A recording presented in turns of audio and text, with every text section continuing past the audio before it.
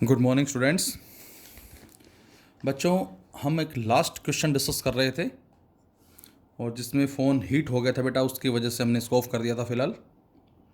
तो जिसमें हमारा जो लास्ट क्वेश्चन हमने जो लिया था ऑप्टिक्स में, वो हमें दे रखा था इस क्वेश्चन के अंदर, determine the height of the shortest plane mirror fixed vertically on the wall of a room. हमें एक हाइट जो है शॉर्टेस्ट प्लेन मिरर की, उसको फाइंड आउट करनी है बेटा, जिसको फिक्स्ड किया गया है vertically on the wall of a room, जिसमें एक मैन जो है वो खड़ा है कहाँ, at the centre of the room, और उसके सामने जो दीवार है उस पर मिरर लगा हुआ है और उस मिरर में वो अपने पीछे वाली वॉल को देख रहा है और उस पीछे वाली वॉल की जो इमेज है वो कंप्लीट उसको नज़र आनी चाहिए। तो ये अब आपसे पूछा है इसके अंदर कि हम उस प्लेन मिरर की जो हाइट लेंगे, लेंथ लेंगे, वो कितनी लेंगे। तो ये हमारे पास कुछ डायग्राम इस तरह से हो गया। हमने सपोज ये रूम मान ले कुछ इस तरह से, दिस इज़ अ रूम, ये मान लेते हैं, और ये पर्सन सेंटर में खड़ा है और इस वॉल के ऊपर मिरर लगा होता है और एग्जैक्ट इसके पीछे जो बड़ी वॉल है ये दिस वन, हालांकि दोनों दीवारें सेम है, ए बी, इस ए बी को वो कंप्लीटली देखना चाह रहे हैं इस मिरर के थ्रू। तो बच्चों, इस रे डायग्राम से आपको थोड़ा कुछ समझ में आ रहा है। ये उस बॉय का या पर्सन का जो भी है हेड, ये उसकी आई और ये उसके फिट एफ, और उसके जो पीछे वॉल है जिसको हमने ए बी का नाम दिया बच्चों, तो उसको वो वॉल कंप्लीट नज़र आनी चाहिए प्लेन मिरर के अंदर। इसका मतलब उस वॉल का जो टॉप पोर्शन है वो भी उसको नज़र आना चाहिए और उस वॉल का जो बॉटम पोर्शन है बेटा वो भी उसको नज़र आना चाहिए। तो इसका मतलब क्या हुआ? इसका मतलब ये हुआ कि टॉप पोर्शन से जो लाइट आ रही है वो मिरर से टकरा के उसकी आंखों तक पहुंचनी चाहिए। सेम इसी तरह से बच्चों, बॉटम पोर्शन से जो लाइट आ रही है वो मिरर से टकरा के उसकी आंखों तक पहुंचनी चाहिए। तो ये जो पोर्शन आया M1 M2, ये आ गई लेंथ। उस पूरी दीवार पर मिरर लगा दिया, नो मैटर, हमें तो केवल इस लेंथ से मतलब है, इतनी इतनी लेंथ से। यदि ये लेंथ पता लग जाए तो इस लेंथ के ज़रिए हम उस रूम में उस पर्सन के पीछे वाली जो दीवार है उसको कंप्लीटली देख सकते हैं। अब आगे सोल्व करने के लिए हमने इसको पीछे बढ़ा दिया बेटा, इसको ए डैश का नाम दिया, इसको पीछे बढ़ाया, बी डैश का नाम दिया, और ये एच ई एफ पॉइंट हो ही गए हमारे पास, और इसके एग्जैक्टली यहाँ हमने एफ पॉइंट एज्यूम कर लिया। और अब आप ज़रा डायग्राम में देखें, triangle E M one M two, E M one M two ये ट्राइंगल है, and triangle E A dash B dash, E A dash B dash, क्या ये सिमिलर हैं? बिल्कुल हैं, कारण ये जो एंगल है दोनों में कॉमन है, ये जो एंगल बेटा दोनों के लिए सेम है। तो यहाँ से हम क्या कह सकते हैं? यहाँ से कह सकते हैं एक का परपेंडिकुलर अपॉन में दूसरे का perpendicular, that is M1 M2 upon A dash B dash equal to E G. जी हमने ये पॉइंट अज्यूम कर लिया mid point, E G this side and F E this side. इनका रेशो बच्चों इक्वल होगा, ये हम पहले बात कर चुके हैं। तो बेटा यहाँ से M1 M2 कितना आ जाएगा? इस ए डैश बी डैश को ले गए हम इस तरफ, ए डैश बी डैश को हम इस तरफ ले आए। अब बच्चों हमने यहाँ एज्यूम कर लिया कि जो मिरर लगा है, क्योंकि जो वॉल हमारे पास है कंप्लीट, उसके जो रूम है उसमें सेंटर में पर्सन खड़ा हुआ है। अब सेंटर में पर्सन यदि खड़ा हुआ है इसका मतलब क्या होगा? फ्रंट की वॉल से जो जितना डिस्टेंस होगा उस पर्सन का, उतना ही डिस्टेंस उसका जो पीछे वाली दीवार है उससे होगा। इसको हमने एक्स मान लिया बच्चों, यहाँ से यहाँ तक का डिस्टेंस एक्स है, तो ये भी क्या होगा बच्चों? एक्स होगा। तो टोटल कितना होगा? 2x। तो यहाँ से बेटा जो ए डैश बी डैश हमारा आया, उसके साथ साथ क्या आ गया? उसके साथ साथ ई जी आ गया, और उसके साथ साथ दैट इज ई एफ आया। अब यहाँ से जो ए डैश बी डैश है बच्चों, हम इस ए डैश बी डैश को बराबर रख सकते हैं किसके? ए बी के। बोलो, इस डायग्राम में देख सकते हैं आप, क्या A dash B dash A B के इक्वल है? बिल्कुल इक्वल है। तो हमने यहाँ इस ए डैश बी डैश को जब ऊपर लाएंगे क्रॉस मल्टीप्लाई करके, तो इसको लिख दिया ए बी। ई जी, ई से जी की वैल्यू कितनी है बच्चों? एक्स, एक्स लिख दिया। ई एफ, अब ई एफ कितना है बेटा? ध्यान से देखें, ये डिस्टेंस यहाँ से यहाँ तक का डिस्टेंस, और ध्यान से देख कर बताएं यहाँ से यहाँ तक का डिस्टेंस कितना होगा। बोलो, ये डिस्टेंस पूछ रहा हूँ मैं आपसे, ये डिस्टेंस कितना है, 2x है। बोलो ये डिस्टेंस कितना है, 2x है। तो ये हमारे पास जो होगा यहाँ से यहाँ तक का 2x होगा। तो अब यदि ये डिस्टेंस 2 है, क्योंकि देख सकते हैं आप बिल्कुल एग्जैक्ट लिमिट में है ये, जितना डिस्टेंस इससे इसका होगा उतना डिस्टेंस इससे इसका होगा। ये यदि 2x है कंप्लीट तो ये भी 2x होगा। और ये कितना है बच्चों, x है, तो ये कंप्लीट कितना आ गया, 3x आ जाएगा। कहाँ से कहाँ तक का डिस्टेंस, E से F का डिस्टेंस। तो x upon 3x into A B, X X cancel out. तो हमारे पास क्या आ गया, हमारे पास आ गया बेटा m1 m2 equal to A B by 3। और ए बी क्या है, जिस वॉल को हम देखना चाह रहे हैं।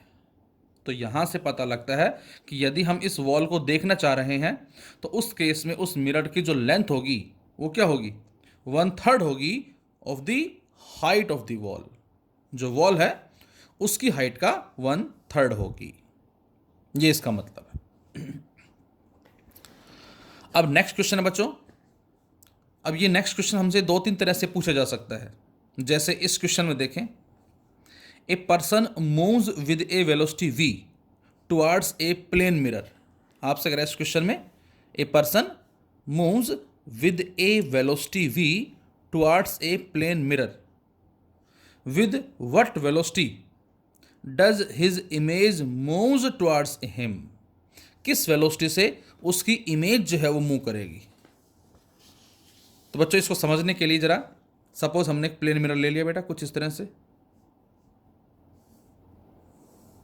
और प्लेन मिरर में सपोज हमने मान लिया दिस इज द ऑब्जेक्ट, कितने डिस्टेंस पे, से x। और हमें मालूम है बेटा कि प्लेन मिरर के केस में फोकल लेंथ तो क्या होती है, 0 होती है, सॉरी इन्फिनिटी होती है। फोकल लेंथ इन्फिनिटी हमारे पास, और फॉर्मूला हमारा होता है 1/v plus 1/u equal to 1/f।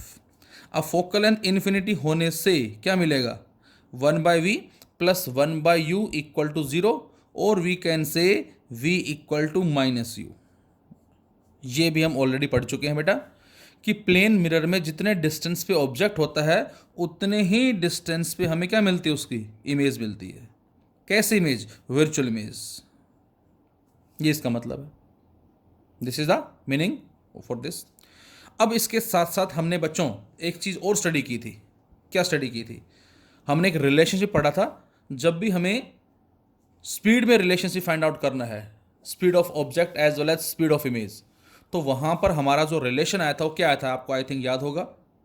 वो हमारा रिलेशन आया था V I equal to minus में वी बाय यू का स्क्वायर इंटू वी ओ।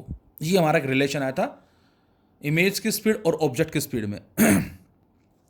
अब बेटा यहाँ पर प्लेन मिरर में वी और यू क्या है, दोनों सेम है। तो जब इन दोनों को यहाँ पुट करेंगे तो ये कैंसिल आउट हो जाएगा। तो यहाँ से क्या मिलता है बेटा हमें, यहाँ से मिलता है V I equal to minus V ओ।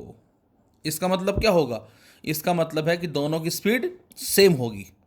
जिस स्पीड से ऑब्जेक्ट मूव करेगा उसके इक्वल एंड अपोजिट उतने ही स्पीड से उसकी इमेज भी क्या करेगी, मूव करेगी। मैं आपसे कहता हूँ कि ऑब्जेक्ट जा रहा है v की रफ्तार से, तो इसकी इमेज भी क्या होगी बेटा, v की रफ्तार से ही आएगी। किधर, मिरर की तरफ। लेकिन यदि हम आंसर दें रिलेटिव मोशन के रेस्पेक्ट में बच्चों, if we give the answer with respect to object speed, तो उस केस में हम बोलेंगे कि इमेज की जो स्पीड होगी वो डबल होगी, किससे, ऑब्जेक्ट से। Velocity of image with respect to object बोल रहा हूं मैं, ध्यान रहे। उस केस में हमारा आंसर 2v होगा। और यदि ये कहा जाए कि ये v से आ रहा है, इमेज की रफ्तार बताओ, तो आंसर होगा v। जितनी रफ्तार से ये आएगा उतनी ही रफ्तार से आएगी। But if we say speed of image with respect to object, then we can say that is 2v। एक केशिका ने क्वेश्चन पूछा है और उस क्वेश्चन में हमसे कह रहा है क्या, कि एक प्लेन मिरर है बेटा, और सपोज करें ये हमने मान लिया ऑब्जेक्ट है, कितने डिस्टेंस पे, से x डिस्टेंस। और जितने डिस्टेंस पे ऑब्जेक्ट होगा बेटा उतने ही डिस्टेंस पे हमें क्या मिलेगी बच्चों, उसकी इमेज मिलेगी। बोलो। तो यहाँ से इन दोनों के बीच का डिस्टेंस कितना है, इसको मैं कुछ भी नाम वाई कुछ ही मान लो, कैपिटल एक्स या एस मान लेते हैं सपोज हम।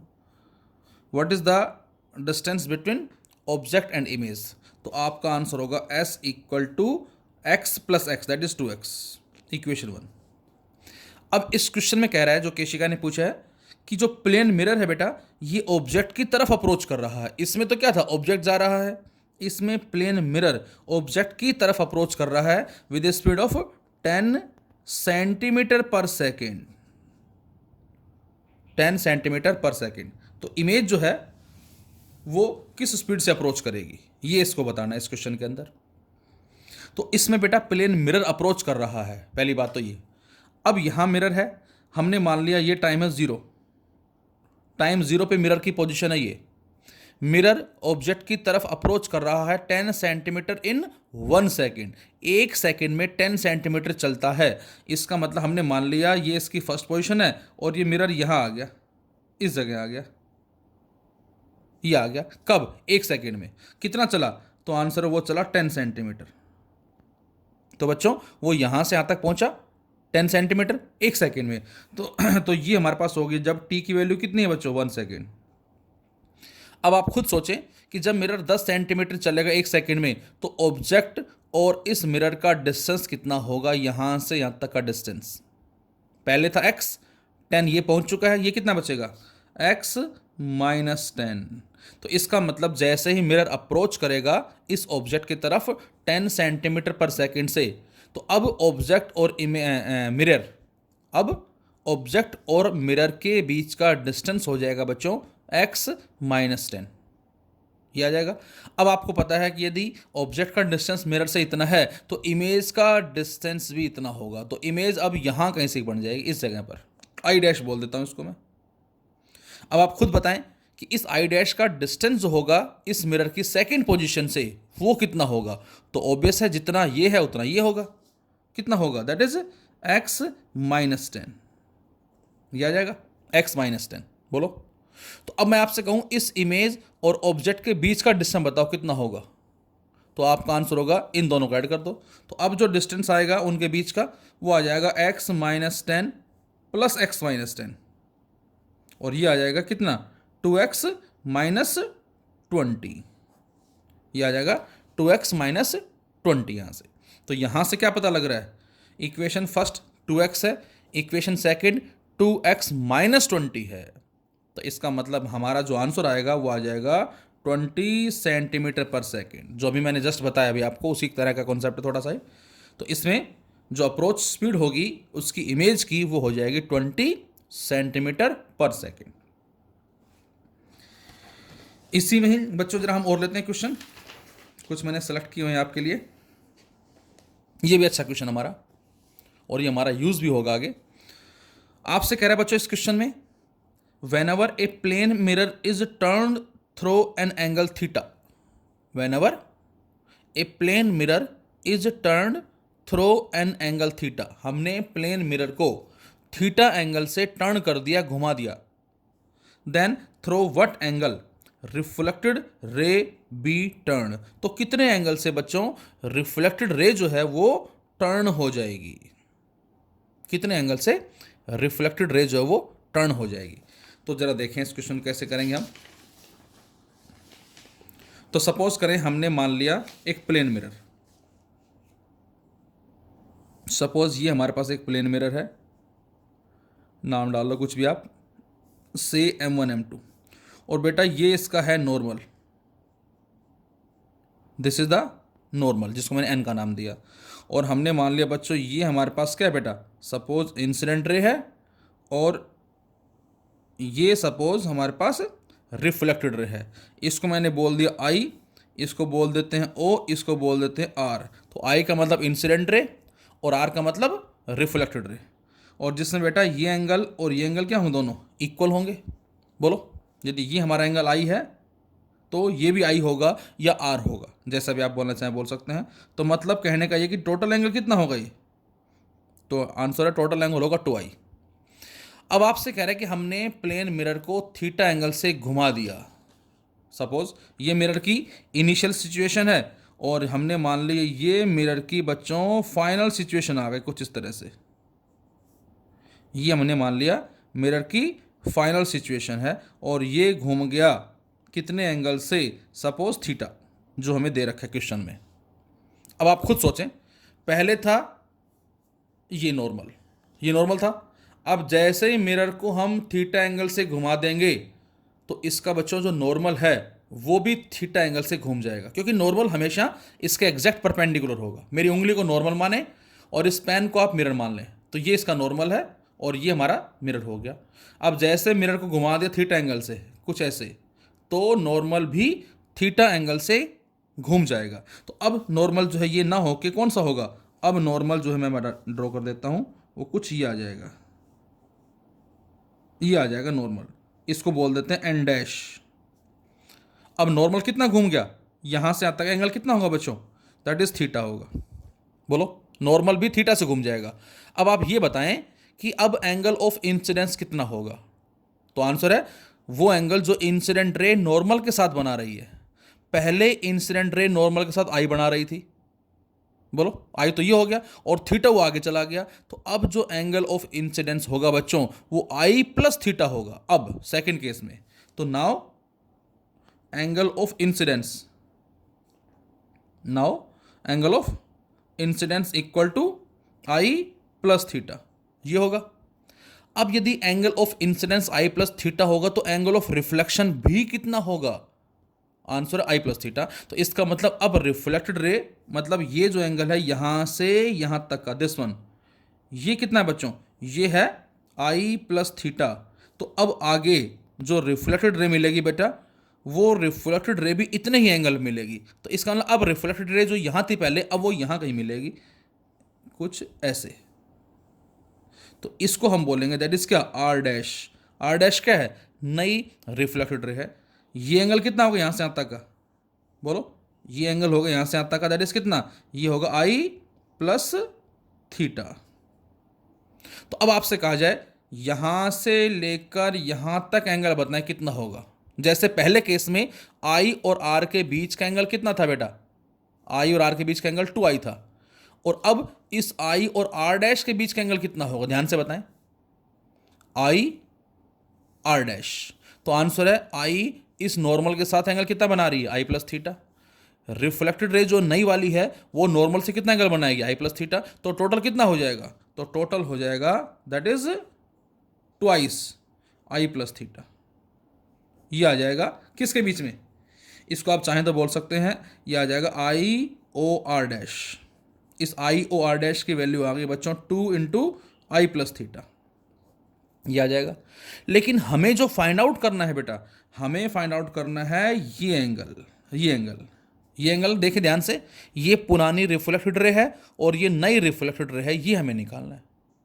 बोलो, अब ध्यान से देख के बताएं, यदि मैं इस एंगल में से यहां तक ये जो एंगल कितना है, ये है twice of I plus theta. इसमें से यदि मैं इस एंगल को माइनस कर दूं, इसको देखो ध्यान से देखो, यदि मैं यहां बनाता हूं, ये है, ये आई है, ये ओ है, ये आर है और ये आर डैश है। ये एंगल कितना है बच्चों, ये एंगल है 2i, और ये एंगल कितना है बच्चों, ये है 2 इंटू आई प्लस थीटा।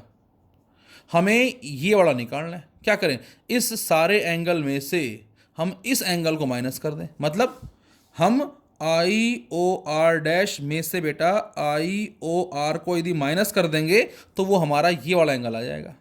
कितना आ जाएगा देख लो अब आप, तो यहाँ से 2 इंटू आई प्लस थीटा में से माइनस करना है 2i को, तो बच्चों ये आ जाएगा 2i प्लस में 2 थीटा माइनस में 2i, तो हमें आंसर मिला दैट इज 2 थीटा।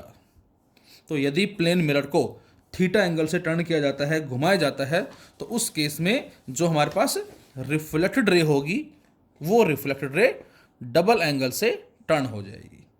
ये इस बात का मीनिंग होगा। नेक्स्ट में, you have learned that plane and convex mirrors produces virtual image. जैसा कि मैंने बताया था आपको कि प्लेन मिरर और कॉन्वेक्स मिरर बच्चों में वर्चुअल इमेज देते हैं किसी ऑब्जेक्ट की।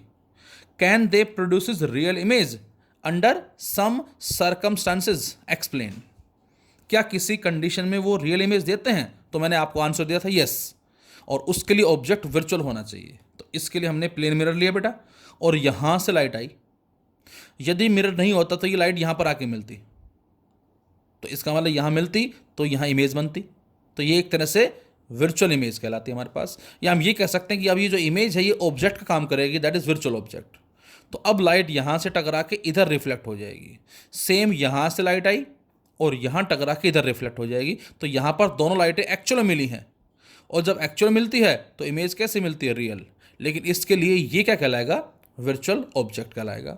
सेम इसी तरह से कॉन्वेक्स का केस है बेटा, लाइट रेज यहाँ से आई हैं, इधर रिफ्लेक्ट हो गई, इधर से आई इधर रिफ्लेक्ट हो गई, तो ये कहलाता है वर्चुअल ऑब्जेक्ट।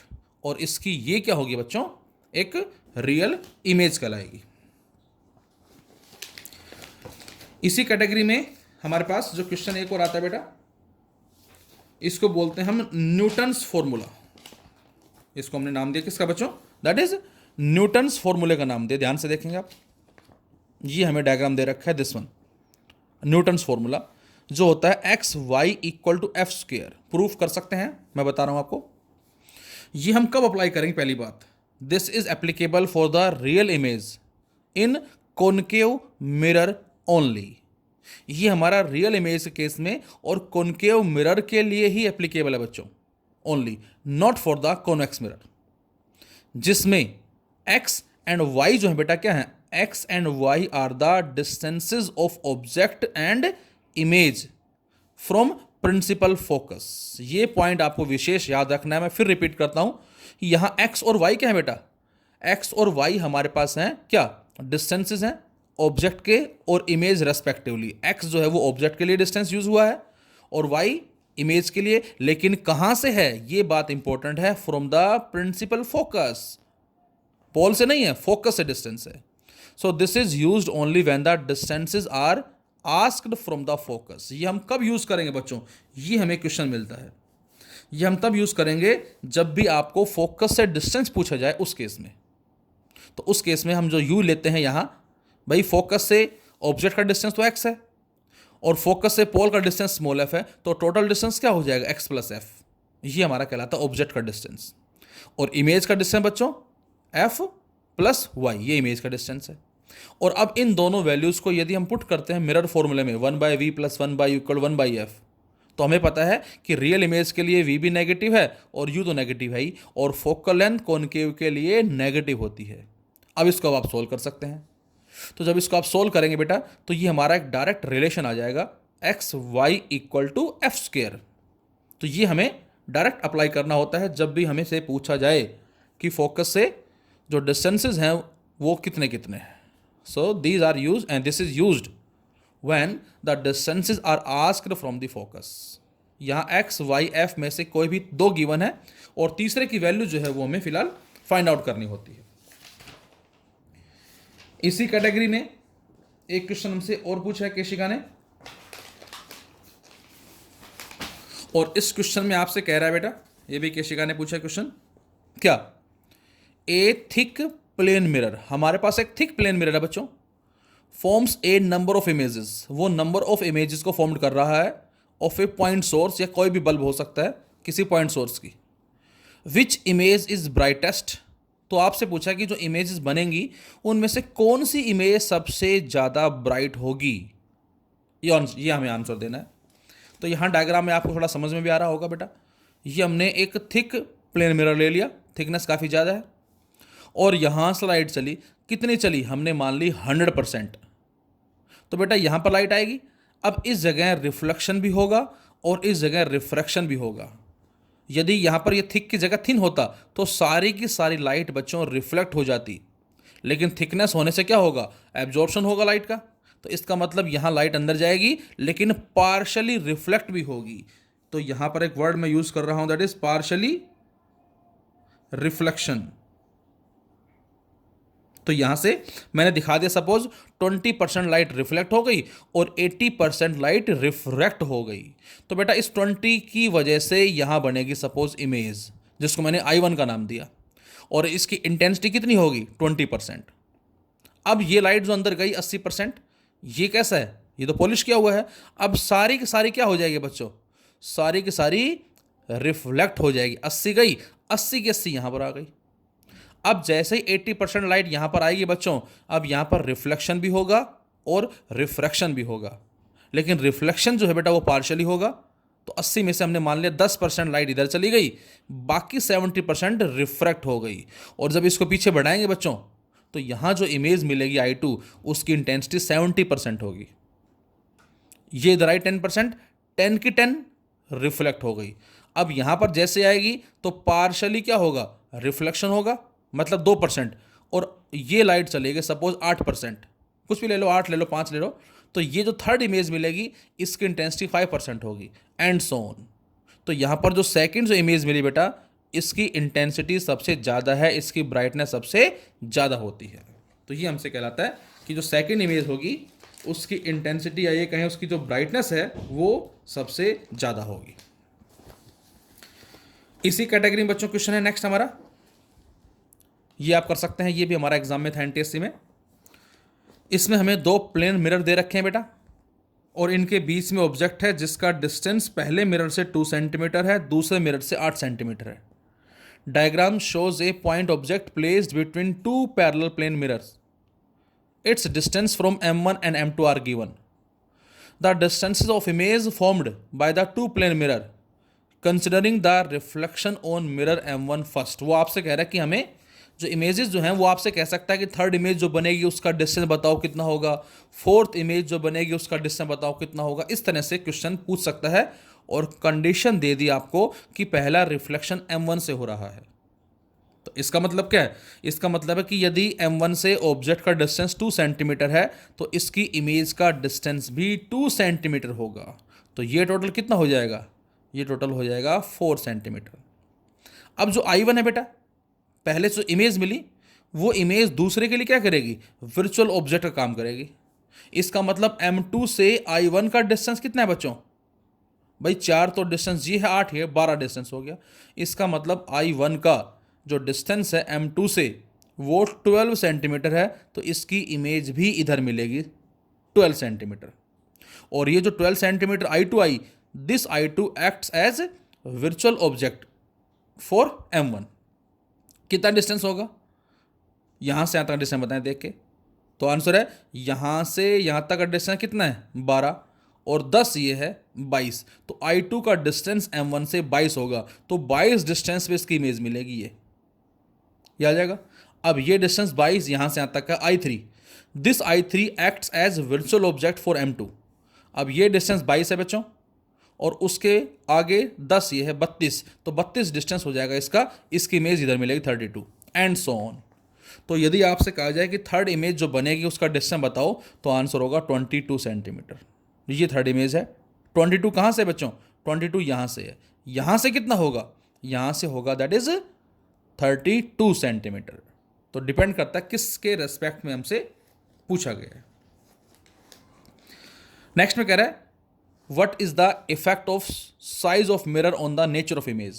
इमेज जो फॉर्म्ड हो रही है उसके नेचर पे क्या इफेक्ट पड़ेगा, साइज की वजह से। तो आंसर है no effect, only effect of brightness. बच्चों जितना मिरर जो है हमारा छोटा होगा उतना रिफ्लेक्शन जो होगा लाइट का, जो लाइट रिफ्लेक्ट होगी कम होगी। आपने खुद ऑब्जर्व भी किया होगा कि जब हम सैलून में जाते हैं और वहाँ से कटिंग करा के आते हैं तो अपने आप को स्मार्ट महसूस करते हैं। बड़ा मिरर होता है, ज़्यादा लाइट रिफ्लेक्ट करता है, ऑटोमेटिक ब्राइटनेस हमारे चेहरे की बढ़ जाती है। लेकिन जब घर पे आके देखते हैं छोटे शीशे के अंदर तो ब्राइटनेस कुछ और ही होती है, रियलिटी कुछ और होती है, और अपने आप को कम स्मार्ट महसूस करते हैं, क्योंकि मिरर स्मॉल होने से रिफ्लेक्शन भी कम लाइट का होता है और ब्राइटनेस भी हमें उतनी कम नज़र आती है।